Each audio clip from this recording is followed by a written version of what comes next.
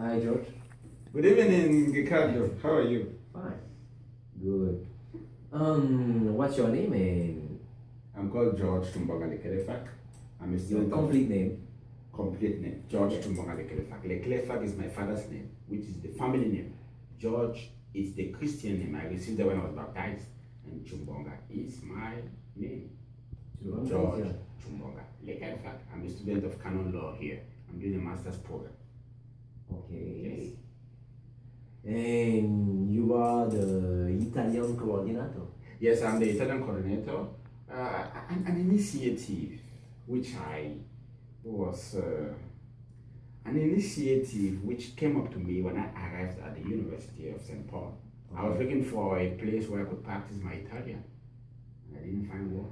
I was told that there was an Italian club at the University of Ottawa, and I used to go there. But I said, but why should I be going to Ottawa all the time? Would it not be possible to have it here? So I went to the office of SPUSA and asked. I sent him an application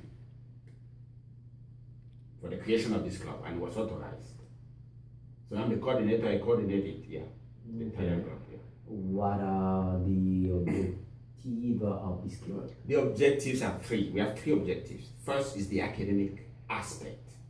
We want those who come to the club, we give them the opportunity to learn Italian. We began, this is our fourth session, and we have been going through the grammar. Okay. So that's the first aspect, the academic aspect. We want people to have their opportunity to learn the Italian. Okay. Second is the cultural aspect. We want people to know the culture of Italy. Italy has a very vast culture. We have a lot of music, arts. Oh my God, when you go to Italy, you'll be marveled. I tell you that. So we give that opportunity here. We also give the opportunity for our members to learn how to cook Italian dishes. Yes, we coordinate. So amazing. Yes, we coordinate with Helen, who's in charge of the cooking. Come together to cook. So she does that every month. So we coordinate with her.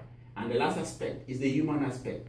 We want to create a community where people can get to know each other. And one of the best places can be in a club, where you are really closer and you get to know somebody better, as we have been doing. So these are the three aspects. What is your method to learn Italian? Now, what was my method? The first is to be passionate. You have to be passionate. If you're not passionate, you can't learn a language. It's just like following. So you have to be passionate about learning the language. Once you're passionate, then comes the interest. I remember back home, my parish priest was an Italian. So I used to admire the way he spoke with his friends in Italian. I said, "Come, I want to speak like you, Father. I want to speak like you, Father." And he said, "You can learn." So you have to be passionate, you have to have the interest, then you have to learn the grammar. Because if you don't learn the grammar, how can you make a sentence? A sentence is made up of the subject, the verb, and the object. You need to learn the prepositions, the adverbs, the adjectives, the pronouns. So that's part of the grammar. If you don't learn the grammar, you can't make a right sentence. And if you don't make a right sentence, you can't communicate. Nobody will understand what you're talking about. So you need to learn the grammar, then you have to be humble. Humble. It's very important. I remember when I went to Italy, humility, that is, I'm very humble to accept correction. Okay. Because if you're not humble, you can't practice. Yes, you will always be afraid.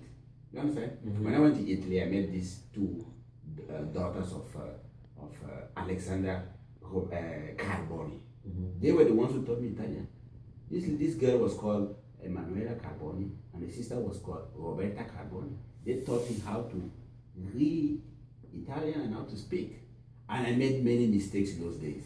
I used to say, "so andato." They said, "No, Giorgio, si dice sono andato." You see? And I had to correct immediately. I said, "Grazie, Emanuela." So you have to be humble, then you have to practice. Practice makes perfection. If you don't practice, you forget. If you don't practice, then you can perfect. So that's the way I've been learning my language. Okay. Yeah. And how many members do you have in this Yes, club? yes. I said we were 12. There are 12 members of the club. And some members were not able to come. Always request for the handout to be passed, because we have a handout. Every lesson we have, we put in PDF so that people can go through it when they're at home. So we are 12 members for now. Anything to say Well, to the people? I would like to thank you, Richardson, for this interview. Yes. And I would like to invite all those who haven't heard of this group to come and join. Yes. To come and join and profit. Profit this free, it is free of charge. Come and learn Italian, it may help you tomorrow. It's spoken in Italy. It's the official language of the Roman curia. So it's very important. And it's a very romantic language, I tell you. Thank you. You're most welcome. Okay, thank you. Have a nice day and God bless you. Listen to you.